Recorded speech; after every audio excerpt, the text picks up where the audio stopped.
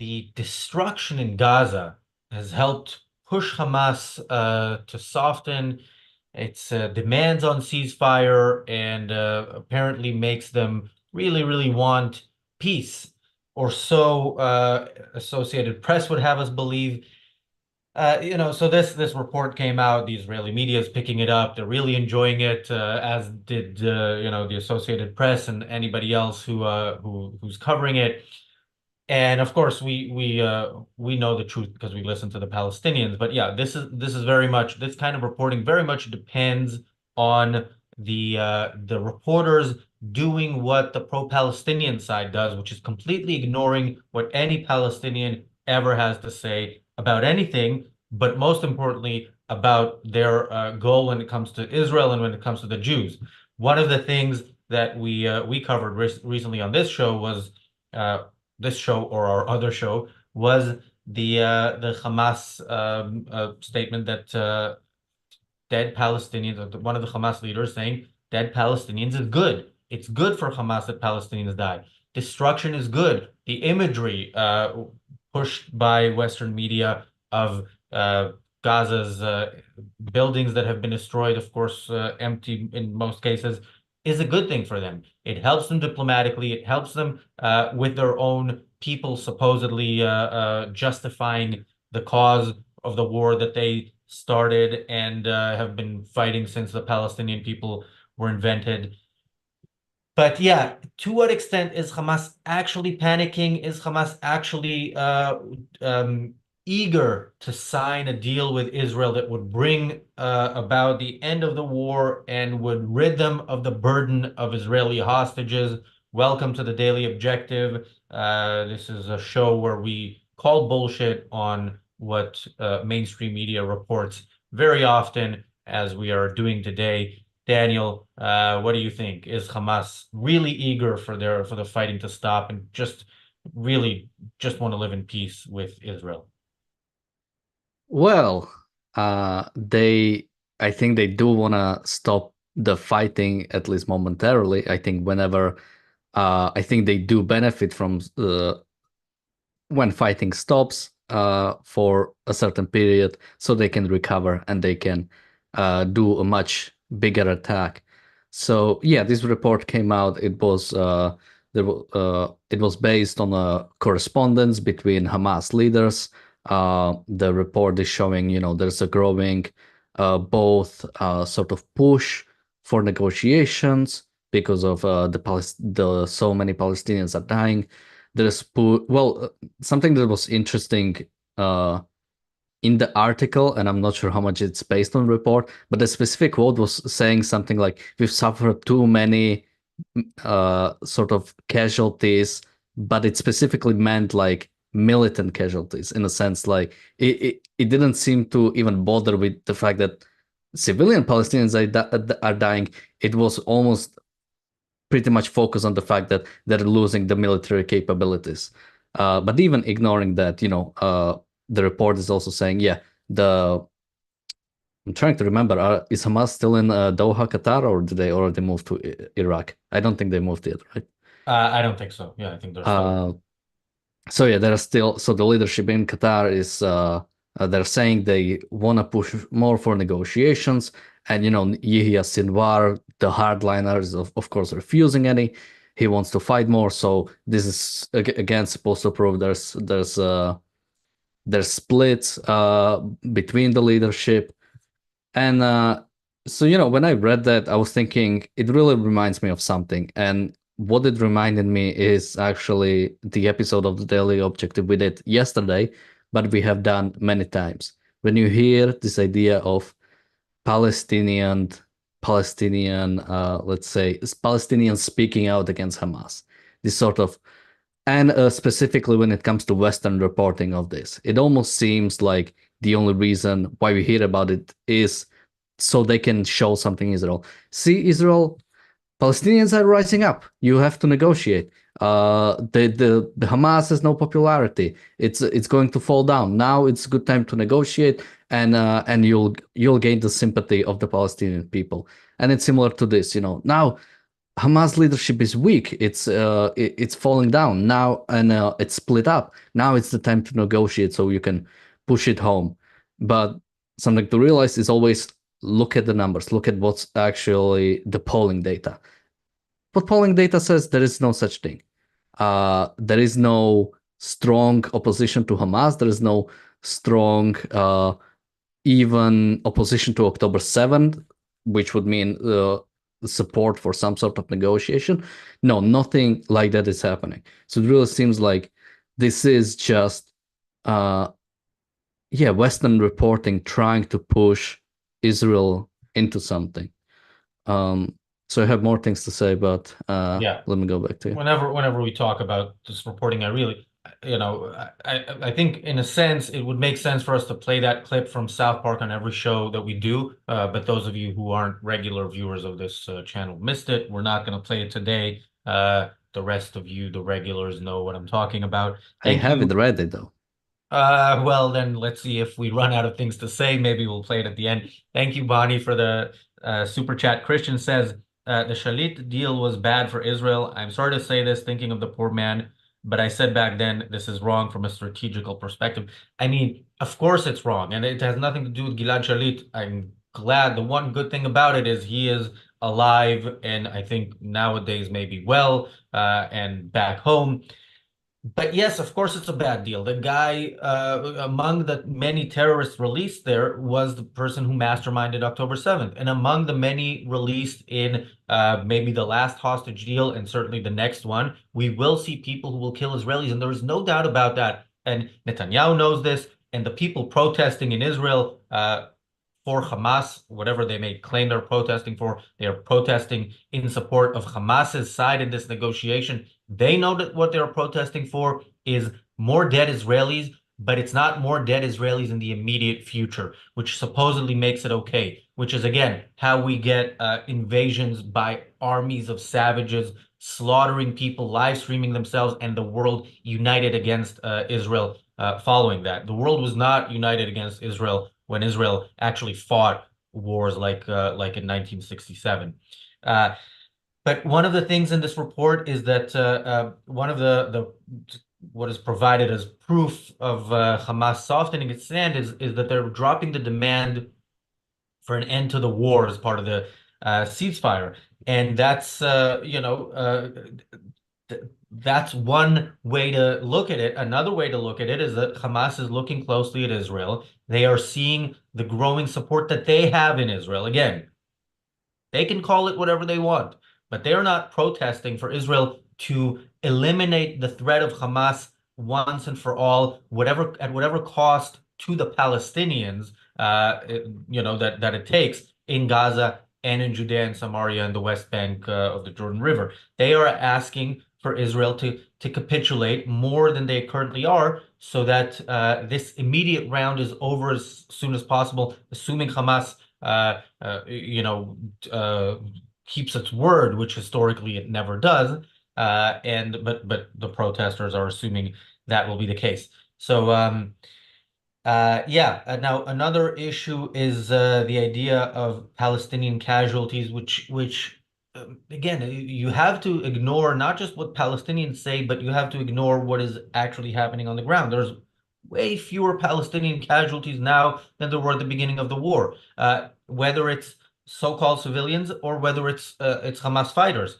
So why is Hamas now eager to do it? Look, they have their reasons, and whatever the reasons are, and we can write articles that are picked up by everyone that speculate on what those reasons are. The fact of the matter is, Hamas has one goal, and it is achieving it, albeit slower than maybe some would like them to. But they are achieving the goal slowly of killing as many Jews as they can.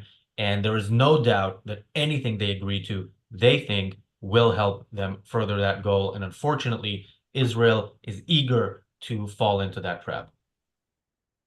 Yeah, something to remember when it comes to these negotiations, and this is going to be a big criticism of Netanyahu, is something you have to remember is that whenever you negotiate with evil, it's the evil that benefits. Whenever you negotiate Hamas, only Hamas can benefit, or Hamas benefits much more. I mean, obviously we could get hostages back, but the what Hamas gains, it's much stronger, and what Israel loses by negotiating is much worse.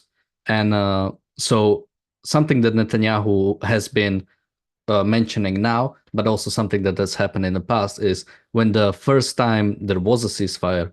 I think I have the date. I think it was in November 24th until November 30th. One of the reasons why people or the Israeli officials claimed this ceasefire or this hostage. It's not a hostage exchange. It's getting hostages back and releasing murderers back into Gaza. Something that the Israeli officials were saying is that the fact that they were pushing hard, or let's say they were being strong, they were sort of putting pressure on Hamas. That was the way they were able to get this deal. And Netanyahu is claiming the same thing right now. The fact that they are going deep into Gaza, going deep into Rafah, entering Gaza, is allowing them to, in a sense, push Hamas to negotiate. But this is only helping Hamas. I think Netanyahu should take a guide from, I remember a good quote from Ulysses S. Grant: no terms, only unconditional surrender. That's the only way you can actually wage war. That's the only way you can properly wage war. And so something that Netanyahu has also released. So as you mentioned, Hamas has dropped the fact that the war would have to end as one part of the conditions. And Netanyahu has released more of them, which again just seem they just seem super weird to me. Almost like they don't even make sense altogether. But again, they are. Do you want to comment on this or? Yeah, so yeah, Netanyahu made this comment that Hamas is entering negotiations or because of military pressure, which is stupid on every imaginable level. Like even in if your thinking is okay, let's negotiate, let's get the hostages out, whatever price, and we pay that price further down the line. Why are you saying this? This is hurting you in the negotiations, boasting about making them look weak to their own people. We know Palestinian culture and Arab culture in general, and that is the kind of thing that can make them change their mind on it. But look, in a sense, that is a factually true statement in the sense that yeah, in November we saw a better deal, and I really put those in scare quotes repeatedly because there is no deal that's a good deal. If you are dealing with Hamas, Hamas has won. Uh, but it was less disastrous for Israel in terms of the number of terrorists. You said they released murderers. They released failed murderers because none of the part of the deal there was nobody who actually succeeded in committing murder, which of course is not a part of the deal now. People who have murdered will be released, and this is supposedly a victory for Israel. So, yeah, Well, just to jump in, because so one of the demands of Netanyahu's red lines for negotiating is there will be no return of thousands of armed terrorists to the northern Gaza Strip. And again, this is so specific. Like, why does it say northern Gaza Strip? Why does it why say does it say armed? thousands if it's so it could be 1,000? And also armed terrorists? Like, is Israel holding like armed people again? And more, there will be no smuggling of weapons to Hamas from Egypt to the Gaza border. How are you planning to enforce that without like an actual full-on occupation? Like, how are you planning? Is it going to be just a good word with Hamas? They're gonna pinky promise that they will not import any more weapons through the border with Egypt. Yeah, he's not planning to enforce that. Much like that South Park clip. He's just reporting it. But yeah, that's not going to happen. Um, So just so I cover the rest of those points. So it also says any deal will allow Israel to resume fighting until all objectives of the war have been achieved, which I think that has been I think that has been pretty much the sort of one of the prerequisites for a while now. I'm not sure. I don't think this is new. Netanyahu has been saying that even while these negotiations are happening, or even while this basically the hostages, the exchange is happening, they still wanna push to basically finish this war. It also says Israel will maximize the number of living hostages who will be released from Hamas captivity. Again, I don't see how this works as a sort of like a red line. Like, what does it mean? I mean, it should be a goal, as in, it should be a goal by actually going in and rescuing those hostages, since we've seen that has actually worked a couple times. So I think if Israel is ever to get hostages back, I think doing it by actually going in is the best option right now. I think negotiation, any sort of negotiation, will, for one, only prolong this conflict. And you have to remember, people still die on the Israeli side. IDF soldiers are dying. The last time I checked the number, I was really horrified by how many actually have died, because I thought it would be actually much smaller. Uh, and yeah, you also have to remember that longer this conflict goes on, again, you still have people evacuated from the north and from the south. You have tens of thousands of Israeli citizens still being evacuated, and any sort of negotiations are basically, Israel is losing its moral status, which gets from doing what is necessary, and it's protecting their own people. That's the only reason for a government to exist. That's the only way government can gain legitimacy. And the longer this conflict goes on, the longer, or rather, the longer Israel is forcing, or basically is forcing those people to be evacuated by not finishing those wars, or in case of Hezbollah and Lebanon, not actually understanding that they are war with them, is only going to lose more and more legitimacy.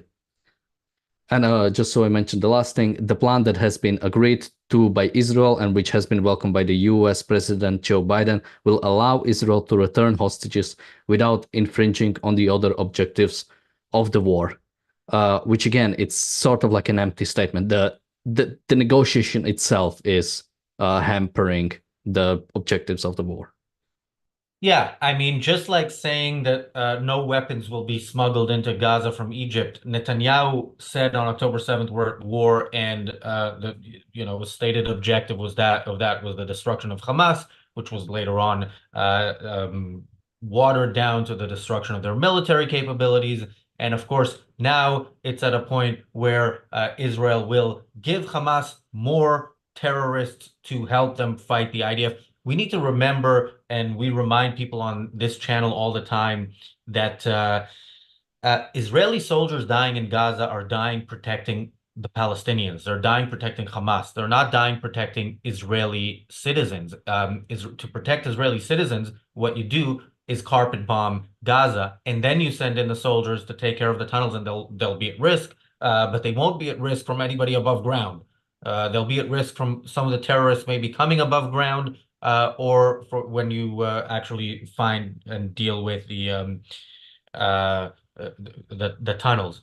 And this is again, this is not the kind of stuff. By the way, I will say this. I was just going over to the Associated Press's website to look at the little bit more of the article, and there was a pop-up asking me to contribute financially to the Associated Press. I think they're doing fine financially. They are able to promote Palestinian propaganda as much as they want, but I will thank the people who are helping us stand up to that and present an alternative that is rational and actually pro-civilization rather than pro-savages. Thank you, Jonathan, for the super chat. Thank you, Ryan, for the super chat. Also, Daniel, a quick point. We have one of our regular Nazi trolls in the chat. I think that person has said enough. So if you don't mind, live on the show, removing this person. I don't know what they're gonna do because they're there. He's there all. Yeah, that one. Yeah, we don't name trolls, but we name them in our private Zoom chat. Yeah, they have said their last despicable word. Um, so yeah, another thing Israel has been doing is releasing people like the director of Shifa Hospital, basically because they have no space for them or something. And like there's no reason to release the director of Shifa Hospital. There's a reason to do whatever it takes to get whatever information you can out of him and then end him. But Israel is releasing these people back into Gaza. Look, some terrorists will carry guns and will shoot them at any Jew that they come across. Some will help facilitate that by, running a hospital that is essentially a military base. Both should not be alive if Israel wants to remain alive. Yeah, and I mean something to remember because it is said, or let's say Israel is releasing this sort of like non-violent people in quotation marks. But something to remember is that Hamas wouldn't be in its position, or I mean, not even Hamas. Not no government can stay in power without some consent of their people. It is much lower when it comes to dictatorship. Government can get away with much more dissent, but all governments need some consent of their people or some help of their people. And what we've seen the hospitals, we've seen actual camera footage of Hamas, soldiers just going through the hospital, and the staff sees them and says nothing about them, says nothing to that. So they operate in hospitals knowledge that with the knowledge of the civilians or of the staff that they are there.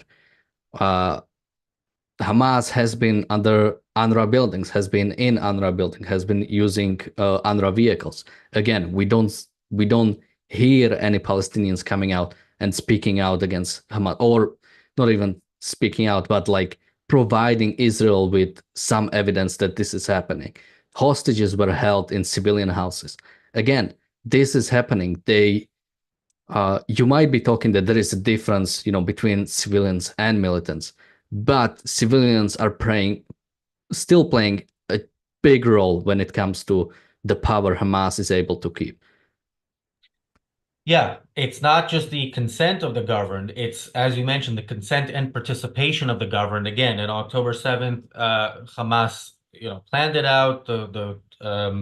Their foot soldiers knew what they were going to do.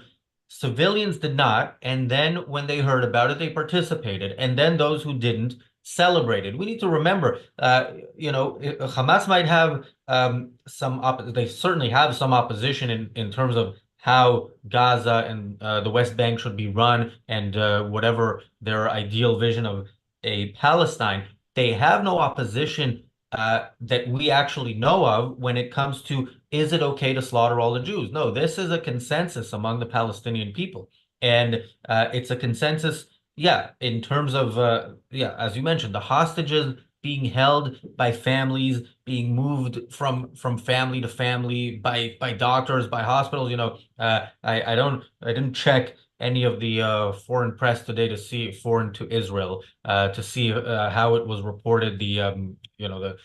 Were there any reports titled Israel bombed a school? Because Israel bombed a school today.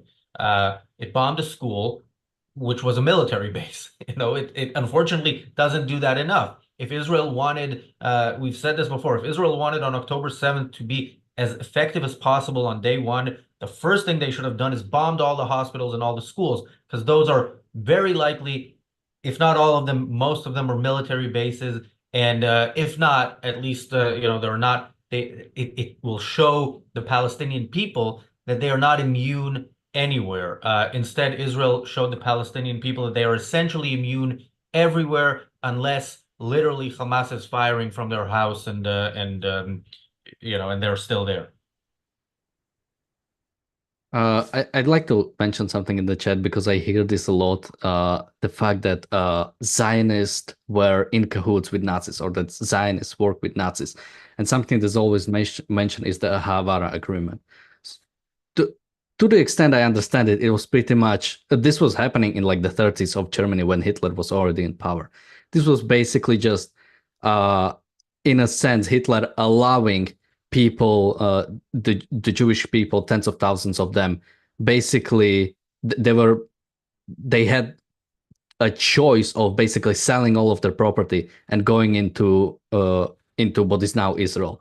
And again, and that was pretty much it. Or they could stay and would face an increasingly higher persecution until eventual Holocaust. I mean, saying that this is an equivalent of like Zionists working with Nazis when we had actual Arab leaders in the Middle East, the governments actively working with the Nazis, and like saying that the Israelis work with the Nazis is like, or not Israelis now, but Zionists work with Nazis is like so much of a like a perversion of history that Yeah, uh, but and thank you, Christopher, for the super chat. Again, it's we talk about Palestinian propaganda all the time, and Pallywood from today's uh, conflict and war, and it's not meant to be true, and it's not meant to hold up long term. It's meant to have a short term effect on the stupidest, loudest in the culture, which then unfortunately translates all the way up to the highest echelons of government. But look. Yeah, the fact that any Jews survived the Holocaust is supposedly, look, the Jews were in cahoots with the Nazis. The fact that Arab leaders worked with the Nazis, that's neither here nor there. The fact that Mein Kampf is a bestseller, neither here nor there. The fact that there are shops named after Hitler, the fact that the Palestinian state openly, repeatedly, all they want to do is slaughter, exterminate the Jews.